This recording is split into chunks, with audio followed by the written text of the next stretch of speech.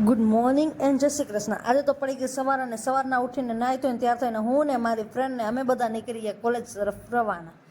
કોલેજે પહોંચી અને યાદ આવ્યું કે આજે છે હનુમાન જયંતિ અને હનુમાન જયંતિના દિવસે અમે પહોંચી ગયા બાલા હનુમાનને દર્શન કરવા.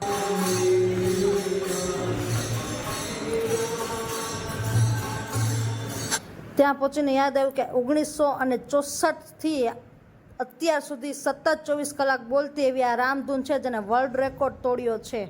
ત્યાંની કાંઈ વાઇબ જ અલગ હતી ને ત્યાં અમે દર્શન કરી અને હું ને મારી ફ્રેન્ડને અમે બધા નીકળી ગયા ભુજિયોકોટો વિઝિટ કરવા રસ્તામાં જતા આવી ગયો વરસાદ અને વરસાદના લીધે અમારો મૂડની ફરી ગઈ પથ્થારી.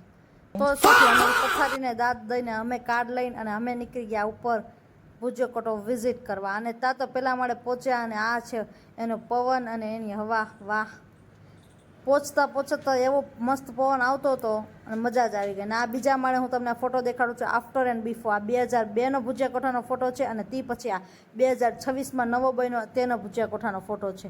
આ છે ભુજિયાકોઠાનો ઝરૂખા અને ઝરૂખામાં વિડીયો લેતા મને એમ તો જરાક મારો વિડીયો લઈ લો.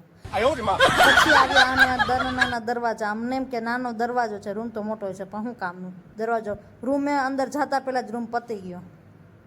શું કેવું હવે.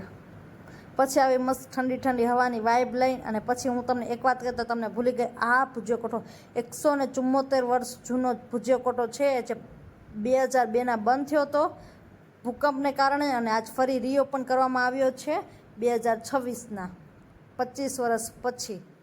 અને પછી મેં મારી બેનપણે ઘણા બધા ફોટોશૂટ કર્યા અને વિડીયો ઉતાર્યા અને પછી અમે નીકળી ગયા હોસ્ટેલ જવા માટે. ખરેખર એકવાર ભુજિયોકોટો વિઝિટ કરવા જેવો છે, એકદમ રોયલ વાઇબ આપે છે.